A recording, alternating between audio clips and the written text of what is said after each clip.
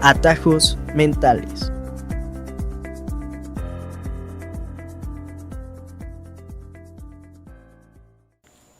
Buenos días, tardes o noches, sea el horario en el que nos esté escuchando. Este es su podcast Atajos mentales. Mi nombre es Eduardo Guerra y me acompaña mi compañera Erandi Carreto. ¿Cómo estás, Erandi? Muy bien, ¿y tú, Edo? Muy bien, excelente. Mira, el tema del día de hoy es la esquizofrenia. Es un tema muy controversial actualmente, que tiene una historia muy interesante. ¿Tendrías alguna referencia, algo que decir sobre la esquizofrenia? Pues a mediados del siglo XIX se denominaba demencia precoz y eran tratados con exorcismos. En 1950 se les practicaban logotomías. Muy bien, muy bien. Referente a lo que acabas de decir, me puse a investigar un poco y hay algo de eso que tengo yo en mi información. Tengo una historia, una breve historia que va con la Iglesia Católica. En 1970 eran obispos los que hacían exorcismos. Estos llegaban a horas inmensurables, por así decirlo, y pues se denominaba un demonio muy fuerte al grado de a veces sacrificar a la persona. También en el Islam sucede esto. Esto lo nombra un escritor y neurólogo, Dick Schwab, en un libro que dice: la señorita Ali recibió un tratamiento farmacológico en Países Bajos para el regreso a Somalia. Cayó en manos de autoridades religiosas islámicas que la encerraron en una habitación vacía donde no había nada más que un colchón y le quitaron todos los medicamentos. Le pegaron para quitarle ritualmente los espíritus y tuvo pues un final muy trágico. ¿Tú qué opinas de estos sucesos que han pasado a través de la historia, en específico de esto que te acabo de contar sobre la señorita Ali? Pues es la falta de conocimientos, el que no tenían la experiencia en medicina para tratar estos temas. Pero hablemos de dónde proviene la palabra esquizofrenia. ¿Qué significa? Okay. Proviene del griego, en donde esquizo significa dividir y frenia significa la mente o mente, por lo que esquizofrenia se va a referir a un tipo de pensamiento fragmentado o disperso. Muy bien, muy interesante. ¿Y no tendrías por ahí para nuestros radio escuchas o podcast escuchas la definición de la enfermedad de la esquizofrenia?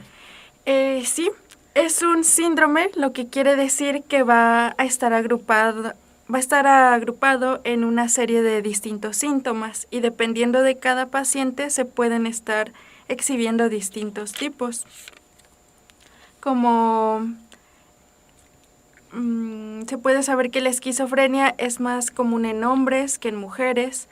Aparece durante la segunda década de vida de los varones y en la tercera década de la vida de las mujeres, que inclusive es más difícil de distinguir en las mujeres debido a que pues la regulación estrogénica podría estar afectando la liberación de dopamina. Entonces por eso es poco menos severo en mujeres. De hecho. Y también hay otro dato que es un poco más frecuente en la esquizofrenia infantil. Se da aproximadamente a partir de los 4 años de vida y probablemente en algunos casos desde su nacimiento, siendo un poco difícil el diagnóstico como tal. Un caso muy sonado es la de la niña Yanni. ¿Habías oído alguna vez sobre Yanni?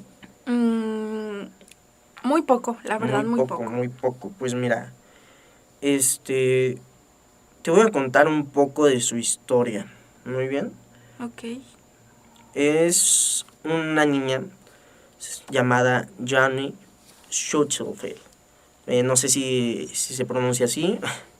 Igual lo pueden buscar nuestros radioescuchas. Siempre es bueno verificar la información. Se conoce el más grande caso de esquizofrenia, que fue de esta niña, que dice, nació el 8 de agosto del 2002 sin problemas y parecía una bebé totalmente normal. Pero enseguida su madre notó algo extraño en su conducta y preguntó a los médicos. Su hija la miraba frecuentemente y esto la enfermera le respondió que no era normal a su edad. Fueron pasando los años, incluso meses, más bien meses, y Jani tenía más comportamientos pues, inusuales para una bebé de su edad. A la edad de 5 meses, Jani podía identificar cuáles eran sus manos, su nariz, sus ojos, su boca. Y pasando el tiempo, pues fueron viendo que Jani cambiaba constantemente de... De hecho, se llegó a pensar que era una niña dotada de inteligencia, ¿no? Así es, de hecho su coeficiente a los 4 años era de unos 146, que para una niña de 4 años era muy alto ese coeficiente. Demasiado. Entonces, sí, si no fuera por la esquizofrenia, probablemente fuera una niña muy dotada y actualmente una de las grandes mentes del mundo como lo conocemos. Así es. Ella también a esa edad, más o menos, tuvo que tomar clozapina, que es un fármaco que fue el primero de una serie de fármacos diseñados para el tratamiento de esquizofrenia y otros trastornos psicóticos, denominados antipsicóticos. De hecho, este medicamento para la edad de un niño como Jani era muy fuerte, de hecho, para controlarla. Pero antes de todo eso, Jani tuvo una interesante vida infantil con su madre y su padre. Al momento de ellos darse cuenta que tenía esquizofrenia, ella ya tenía un hermano. Él nació en el 2007, si hacemos cálculos, nació en el 2002, Jani tenía como 5 años aproximadamente.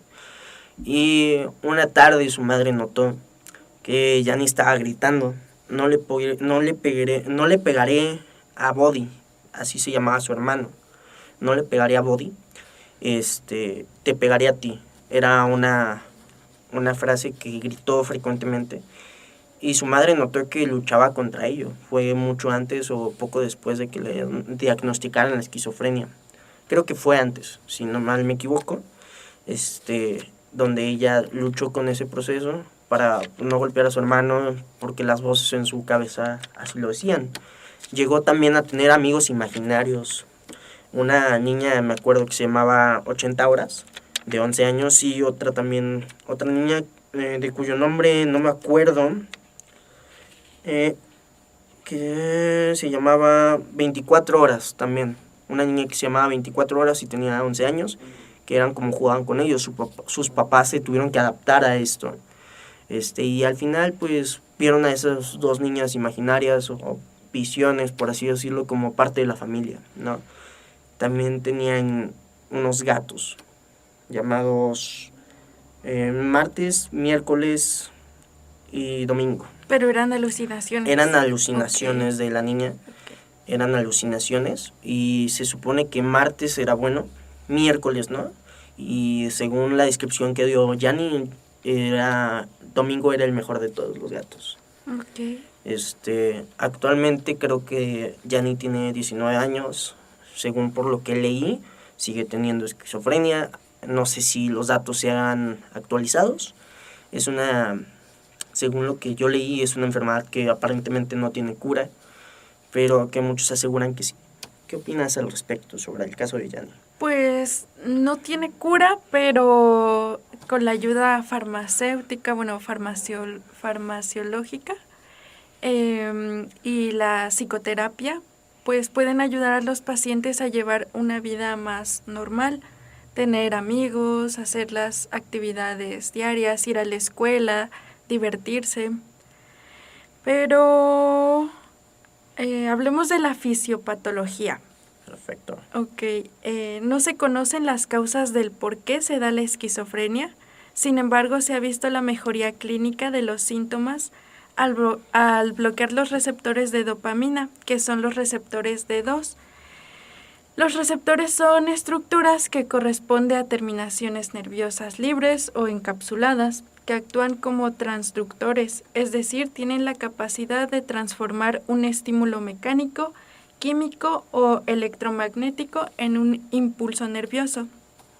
Surge una teoría de que la esquizofrenia está directamente relacionada con los niveles elevados de la dopamina. Hay que saber que los antidopaminógicos no son efectivos en su totalidad en los pacientes. Otra teoría involucra que la genética es una causante de este síndrome, debido a que se ha visto una mayor incidencia de gemelos. Sin embargo, aún no se han identificado los genes involucrados con la esquizofrenia.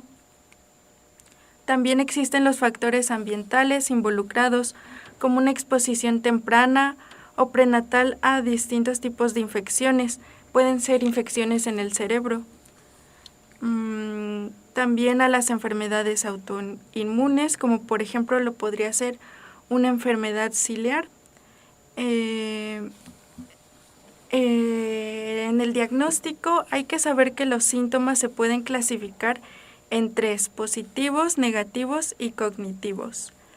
Los positivos significa que no realmente son buenos, sino que tienen un rasgo que no tiene una contraposición normal o fisiológica. Estos síntomas positivos van a estar representando los síntomas psicóticos, que son estas alucinaciones, delirios, lenguaje y conducta desorganizada, un comportamiento catatónico, que la catatonia es igual a un síndrome neuropsiquiátrico caracterizado por anormalidades motoras que se presentan en asociación con alteraciones en la conciencia, el afecto y el pensamiento. Hay que saber que ninguno de estos ocurre fisiológicamente o que sean normales, y es por eso que se les denomina positivos. Los delirios son falsos. El paciente sufre de vehemencia. La vehemencia se manifiesta con ímpetu, viveza o pasión. La persona cree o se apasiona demasiado en los sentimientos o llega a tener impulsos muy severos.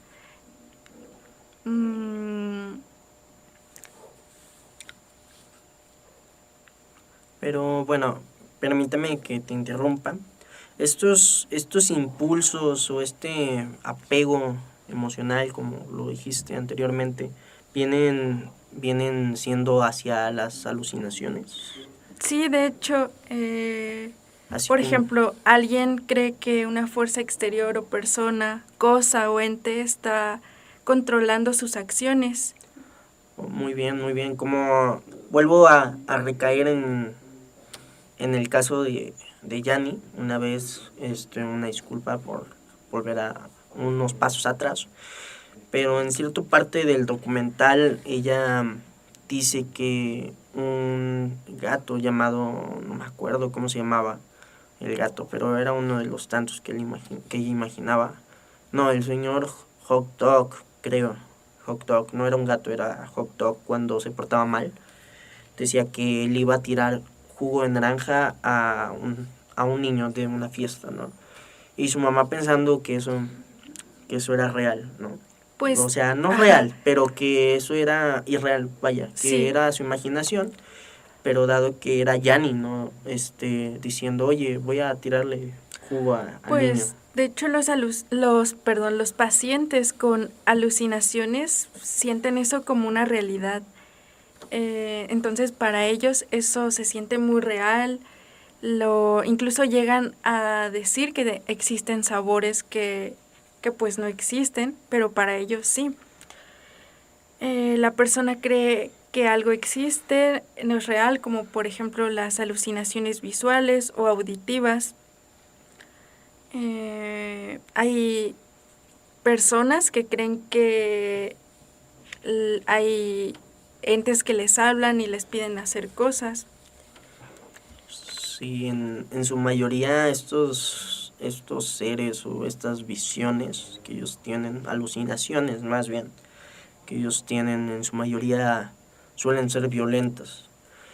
Ciertos medicamentos ayudan a los pacientes a calmar esas alucinaciones, esos huecos que tienen en su mente, por así llamarlos, no huecos, pero pues esas voces, esas alucinaciones que sinceramente los atormentan. En algunas ocasiones son buenos, en algunas ocasiones son malos, pero de cierta forma representan pues la estructura mental del paciente, ¿no es así? Sí, de hecho también llegan a presentar la conducta desorganizada, que entre comillas es una rara o inadecuada conducta. En el contexto en el que está el paciente y no tiene sentido. Un ejemplo, el paciente puede estar acalorado en pleno verano a unos 40 grados y verás a la persona utilizando abrigos diciendo que pues no siente calor.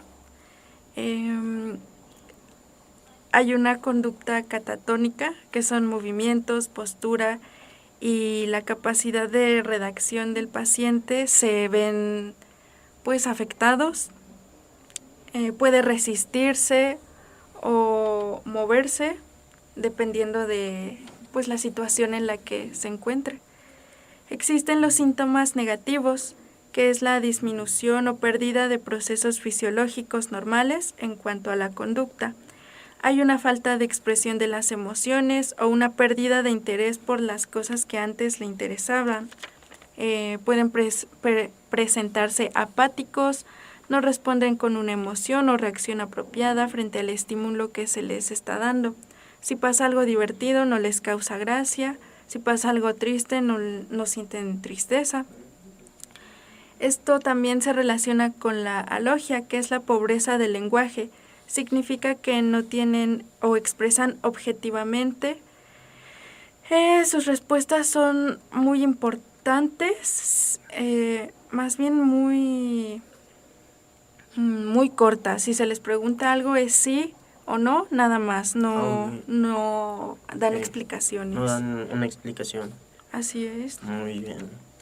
Este comportamiento del lenguaje se suele dar mucho a veces. No es 100% de que todos los pacientes los lleguen a tener. Como tal, no hay un solo tipo de esquizofrénicos. Todos presentan síntomas distintos, pero que engloban a lo mismo, ¿no? Pero sí, como tal, hay casos donde sí no se llegan a desarrollar completamente y hay otros casos donde pues la persona sí llega a ser muy inteligente, pero pues su misma esquizofrenia no le permite seguir. Sí, también se encuentran los signos o los síntomas cognitivos que afectan memoria, aprendizaje y la comprensión. Estos pueden ser más difíciles de detectar debido a que son muy sutiles. Solamente se detectan si se hace hincapié en esto o se realizan pruebas dirigidas nada más hacia estos síntomas. No retienen información, hacer una resta, una multiplicación sencilla, para ellos es muy difícil. Recordar alguna secuencia de números que es fácil, como 1, 2, 3, no la suelen recordar. También existen las fases de la esquizofrenia, normalmente ocurren por orden, que es la prodrómica. En esta se ve que son retraídos la mayor parte del tiempo. Se llega a confundir con depresión o algún trastorno de ansiedad generalizada. La segunda fase es la activa, que son síntomas más severos, ya entran los delirios, las alucinaciones, el lenguaje y conducta desorganizada y comportamiento catatónico, y la tercera fase, que es residual, que son los síntomas cognitivos como dificultad al concentrarse. Ok, muy bien. Y pues estos síntomas son frecuentes, debo de decir. En ciertos puntos se va avanzando, se puede ayudar como ya lo dijo mi compañera, con ayuda farmacéutica. Se puede, farmacológica, dijiste, ¿no? Ajá, con la farmacología. Farmacológica. se puede ayudar, se puede progresar, pero muchas veces no se puede sobrellevar esta enfermedad que lleva a los pacientes muchas veces a recaer en drogas y en todo tipo de vicios para tratar de apagar esas voces en su mente que sinceramente llegan al punto en algunas ocasiones del suicidio.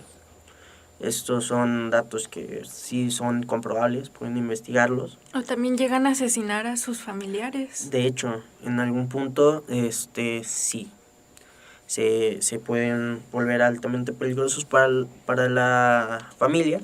Ojo, no digo, oye, mi primo es esquizofrénico, ya no lo voy a hablar. No. Al contrario, ayuda a es ayuda, ¿no? Ajá, los síntomas. Sí. De hecho, en algunas veces ayuda un poco más que la familia esté cerca, que los apoyan, que sepan lo que tienen, vaya. Y que no los vean como el bicho raro de que, ay, mi primito está enfermito, no. Entonces, pues técnicamente eso es lo que tenemos de información. ¿Algo más que tengas que aportar? Pues nada, como tratamiento normalmente son los antipsicóticos y no todos los pacientes reciben la misma cantidad de antipsicóticos. Para eso se tiene que hacer un estudio y dependiendo del paciente van a ser las dosis que va a recibir. El tratamiento de primera línea, obviamente, que es la psicofarmacología y pues los psicólogos, los psiquiatras. También se toman en cuenta el costo de fármacos y efectos colaterales, la tolerancia y dependencia y la abstinencia que pueden causar en el paciente. Muy bien, pues hasta aquí sería todo, hasta el día de hoy. Mucho gusto en estar con ustedes este espacio. Esperemos si sea de su agrado este podcast. Y pues esto fue Atajos Mentales. Gracias por escucharnos. Nos vemos en el próximo segmento. Hasta la próxima. Atajos Mentales.